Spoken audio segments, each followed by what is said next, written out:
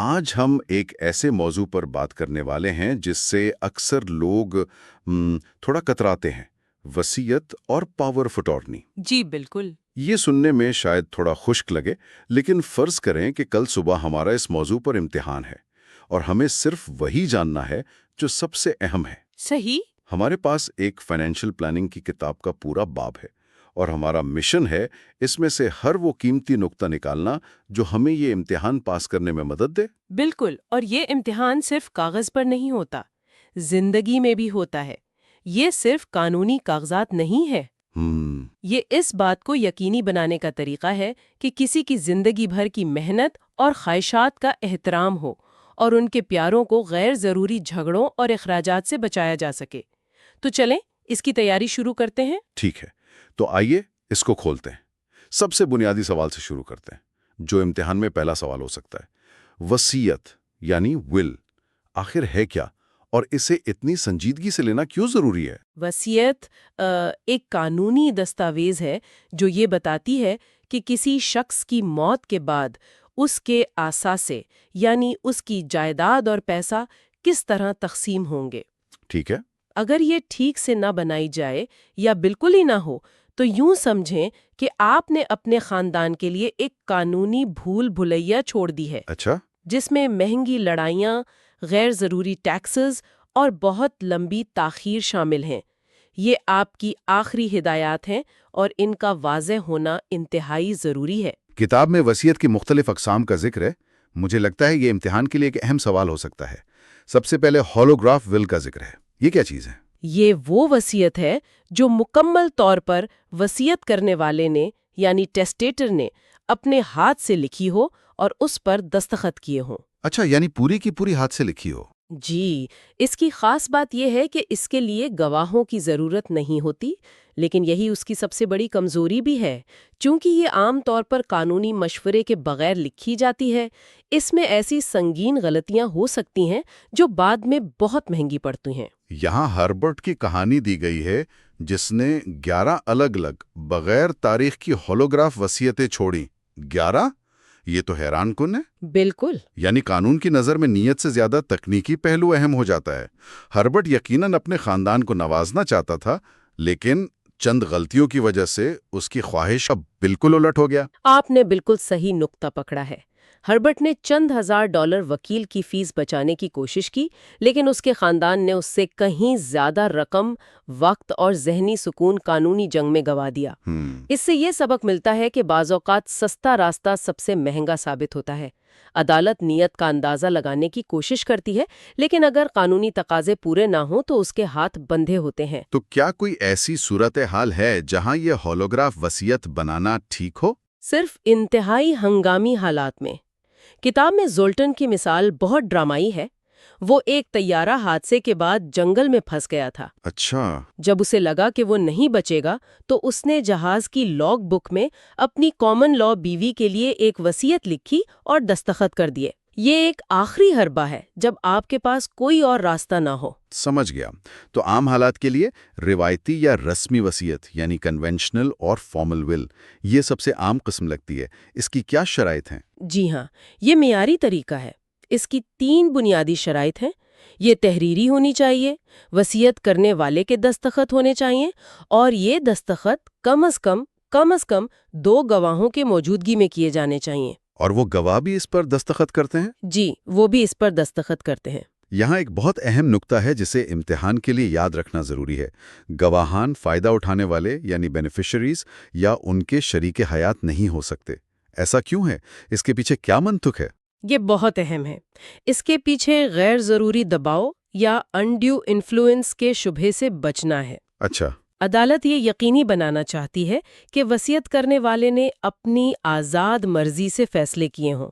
اگر گواہ خود ہی اس وصیت سے فائدہ اٹھا رہا ہو تو یہ سوال اٹھ سکتا ہے کہ کہیں اس نے وصیت کرنے والے پر دباؤ تو نہیں ڈالا تھا۔ تو پھر ہوتا کیا ہے؟ وصیت کینسل ہو جاتی ہے؟ نہیں، وصیت کینسل نہیں ہوتی، لیکن اس گواہ کو ملنے والا تحفہ کالا دم ہو سکتا ہے۔ کیوبیک کے لیے ایک خاص قسم کا ذکر ہے، نوٹریل وصیت۔ اگر یہ اتنی فائدہ مند ہے کہ اسے پروبیٹ کی ضرورت نہیں پڑتی تو باقی صوبے اسے کیوں نہیں اپناتے؟ اس میں کوئی کمی بھی ہوگی؟ بہت اچھا سوال ہے۔ اس کا سب سے بڑا فائدہ یہ ہے کہ یہ ایک نوٹری اور ایک گواہ کی موجودگی میں تیار کی جاتی ہے اور اسے فوری طور پر رجسٹر کر لیا جاتا ہے۔ ٹھیک ہے۔ وصیت کی تصدیق کے لیے عدالتی نگرانی کو ضروری سمجھتے ہیں۔ آخر میں ڈو اٹ یور سیلف ول کٹس یہ آج کل بہت عام ہے، ان کے بارے میں کیا خیال ہے؟ انہیں ہولوگراف وصیت کی طرح ہی سمجھنا چاہیے۔ یہ صرف آخری حربے کے طور پر ٹھیک ہے، لیکن انہیں جلد از جلد کسی وکیل کی تیار کردہ وصیت سے تبدیل کر دینا چاہیے۔ یعنی ان میں قانونی مشورے کی کمی ہوتی ہے؟ شدید کمی ہوتی ہے، جو بعد میں بہت مہنگا پڑ سکتا ہے۔ وصیت کی یہ تمام اقسام سمجھنے کے بعد میرے ذہن میں ایک بنیادی سوال آ رہا ہے، یہ سب قوانین کس جگہ کے لاگو ہوتے ہیں؟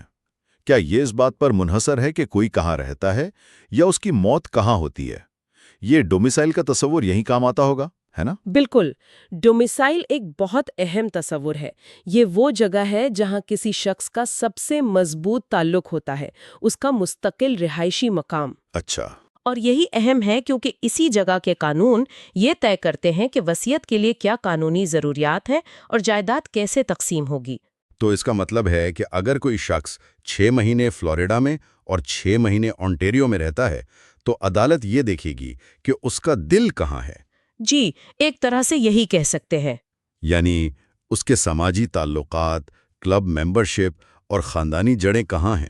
سلویسٹر کی مثال بھی یہی بتاتی ہے، جو وینکوور آئیلینڈ میں فوت ہوا لیکن اس کا ڈومیسائل اونٹیریو سمجھا گیا۔ آپ نے اسے بالکل ٹھیک سمجھا ہے۔ عدالت یہی دیکھتی ہے کہ آپ کے سماجی اور معاشی تعلقات کہاں سب سے زیادہ مضبوط ہیں۔ آپ مرتے وقت جسمانی طور پر کہاں ہیں، یہ اتنا اہم نہیں۔ اب بات کرتے ہیں وصیت کرنے کی آزادی، یعنی وصیتی آزادی پر۔ کیا کوئی اپنی جائیداد کسی کو بھی دے سکتا ہے یا اس پر کوئی پابندیاں ہیں؟ اصولاً آپ آزاد ہیں، لیکن اس آزادی پر کچھ اہم پابندیاں ہیں۔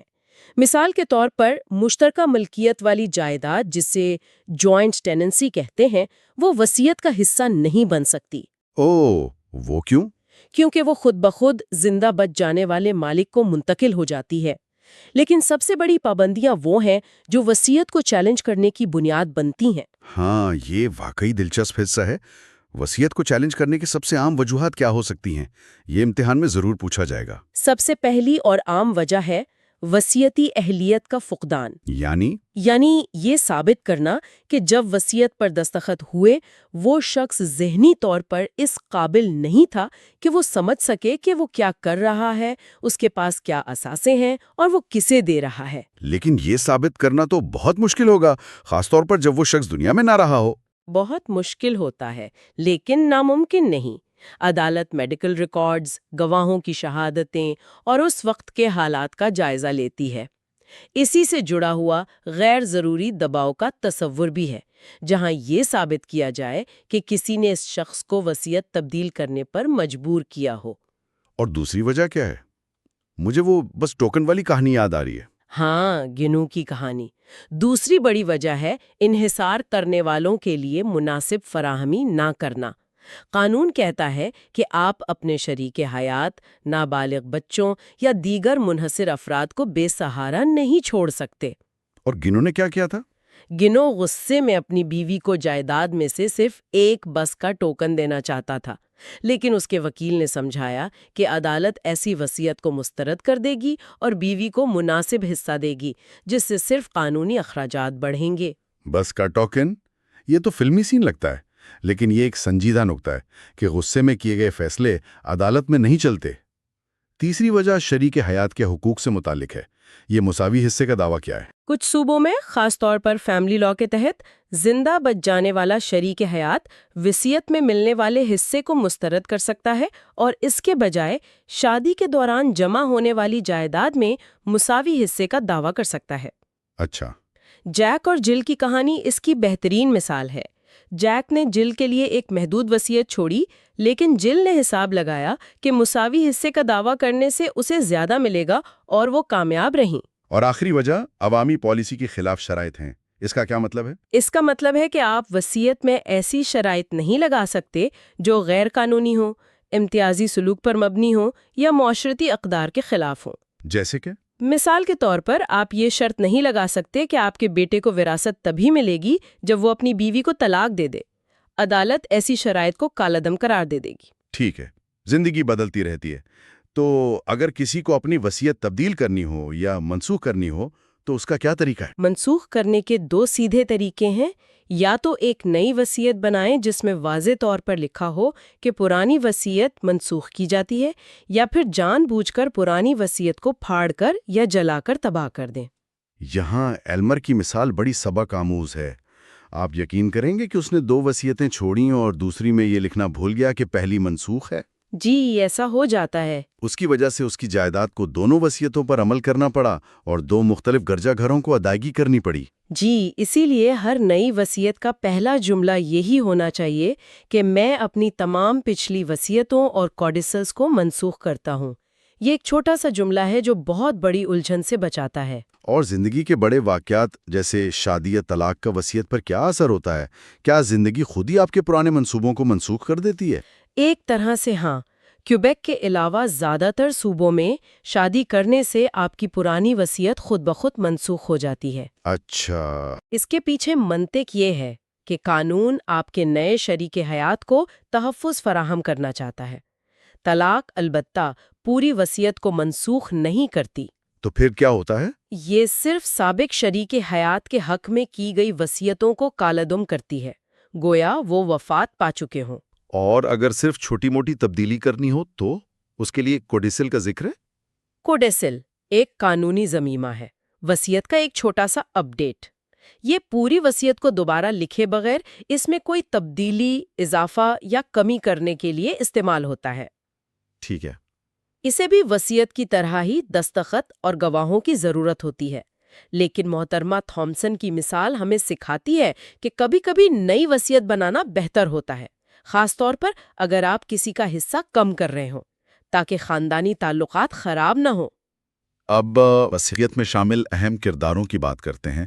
ایگزیکیوٹر یا لیکویڈیٹر کا انتخاب شاید وصیت کرنے والے کا سب سے اہم فیصلہ ہے۔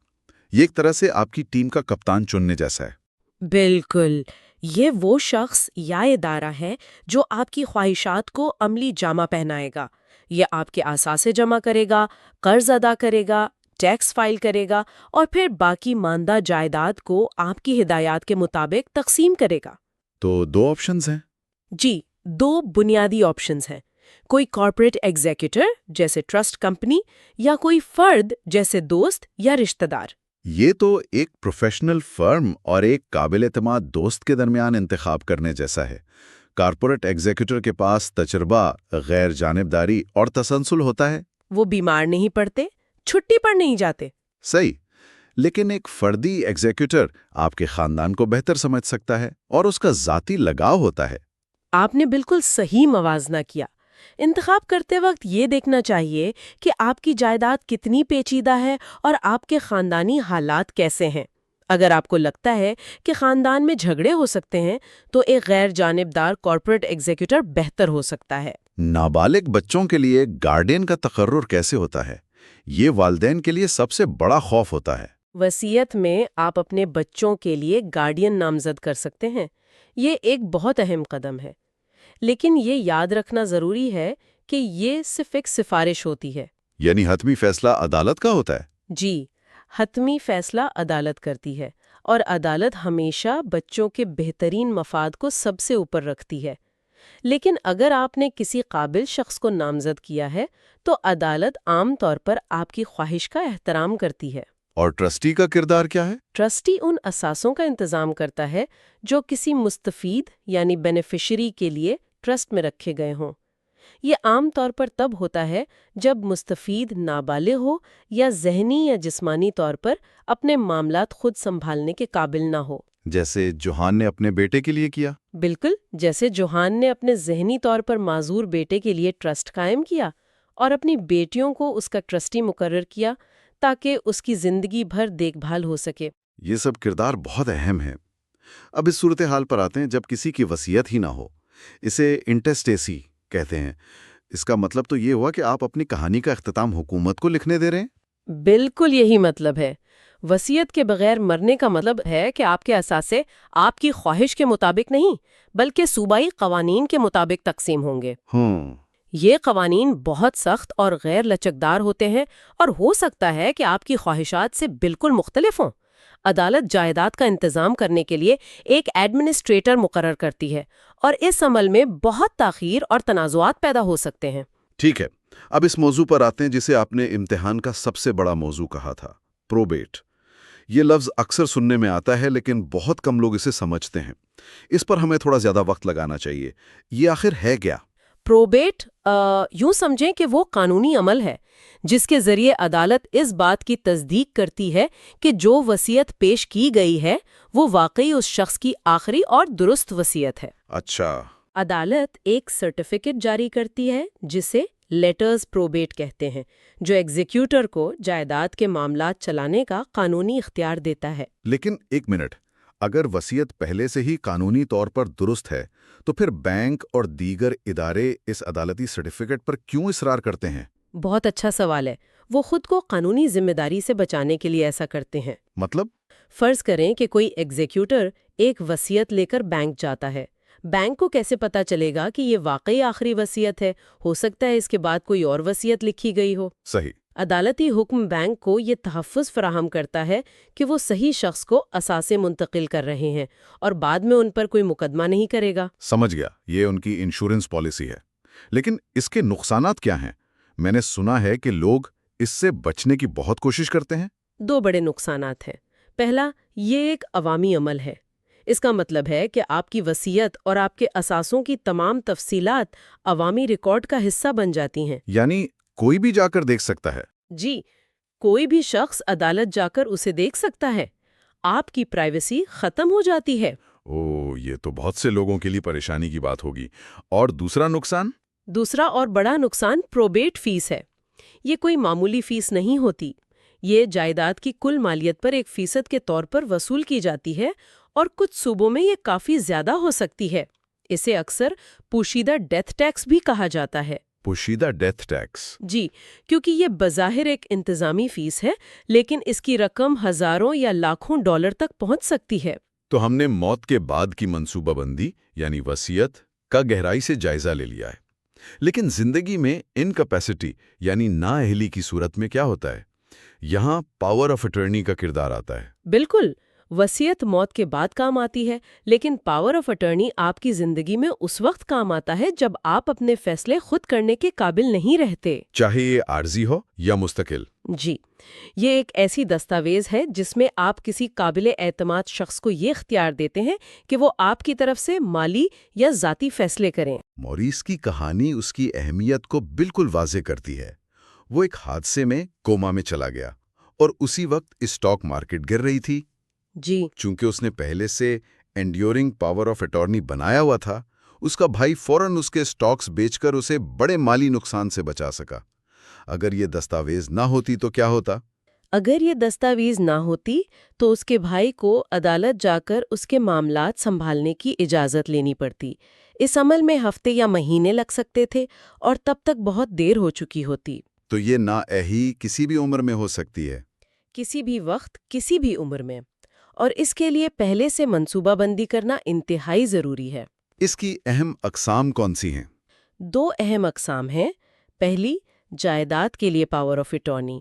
یہ آپ کے نامزد کردہ شخص کو آپ کے مالی معاملات جیسے اثاثے خریدنے اور بیچنے، بینک اکاؤنٹس چلانے اور بل ادا کرنے کا اختیار دیتی ہے۔ اور اس میں سب سے اہم بات یہ ہے کہ یہ انڈیورنگ ہو۔ بالکل، انڈیورنگ یا کنٹینیوئنگ، جس کا مطلب ہے کہ یہ آپ کی ذہنی نااہلی کی حالت میں بھی کارآمد رہے۔ اور دوسری قسم ذاتی نگہداشت کے لیے ہے۔ یہ تو اور بھی زیادہ ذاتی لگتی ہے۔ جی، دوسری قسم ہے ذاتی نگہداشت کے لیے پاور آف اٹارنی۔ یہ رہائش، خوراک، لباس اور طبی علاج جیسے فیصلوں کا احاطہ کرتی ہے۔ اسے عام طور پر لانگ ول یا ایڈوانس کیئر ڈائریکٹیو بھی کہا جاتا ہے۔ اور یہ آپ کے نامزد کردہ شخص کو زندگی بچانے والے آلات یعنی لائف سپورٹ کے بارے میں بھی فیصلہ کرنے کا اختیار دے سکتا ہے اگر آپ نے ایسی ہدایات دی ہوں۔ یوں تو ایک بہت ہی ذاتی اور جذباتی فیصلہ ہے۔ بالکل، یہ آپ کو اس بات پر کنٹرول دیتا ہے کہ آپ کی زندگی کے آخری لمحات میں آپ کے ساتھ کیسا سلوک کیا جائے۔ اور یہ آپ کے پیاروں پر سے ایک بہت بڑا جذباتی بوجھ بھی ہٹا دیتا ہے، کیونکہ انہیں اندازے لگانے کے بجائے آپ کی واضح خواہشات پر عمل کرنا ہوتا ہے۔ یہ محبت کا ایک بہت بڑا اظہار ہے۔ تو اس سب کا کیا مطلب ہے؟ ہم نے موت کے بعد کی منصوبہ بندی یعنی وصیت اور زندگی کے دوران نااہلی کی منصوبہ بندی یعنی پاور آف اٹارنی دونوں کا احاطہ کر لیا ہے۔ اگر کل امتحان ہو تو سب سے بڑا سبق یہ ہے کہ ان دستاویزات کو نظر انداز کرنا بہت مہنگا پڑ سکتا ہے۔ بالکل۔ اور پیشے ورانہ مشورہ ان تکلیف دہ غلطیوں سے بچنے کے لیے انتہائی ضروری ہے۔ بالکل، یہ دستاویزات صرف پیسے یا جائیداد کے بارے میں نہیں ہے، یہ آپ کی خواہشات کو پورا کرنے، آپ کی عزت نفس کو برقرار رکھنے اور آپ کے پیاروں کو غیر یقینی صورتحال اور تنازعات سے بچانے کے بارے میں ہے۔ یہ ایک طرح سے ان کے لیے ایک آخری تحفہ ہے۔ ایک آخری اور سب سے قیمتی تحفہ ہو سکتا ہے۔ ہم نے جو کچھ بھی بحث کی ہے اس کی بنیاد پر ایک سوال ذہن میں آتا ہے، یہ تمام دستاویزات اس وقت کارآمد ہوتی ہیں جب کوئی شخص قانونی طور پر نااہل قرار دیا جاتا ہے۔ جی۔ لیکن اس درمیانی سرمئی صورتحال کا کیا ہوگا؟ جب کسی شخص کی ذہنی صلاحیت بتدریج کم ہو رہی ہو، وہ قانونی طور پر اہل تو ہو لیکن مشکوک مالی فیصلے کر رہا ہو یا آن لائن دھوکہ دہی کا شکار ہو رہا ہو، ایک خاندان اس مشکل مرحلے سے کیسے گزر سکتا ہے اور اس امکان کے لیے ابھی سے کیا بات چیت ہونی چاہیے؟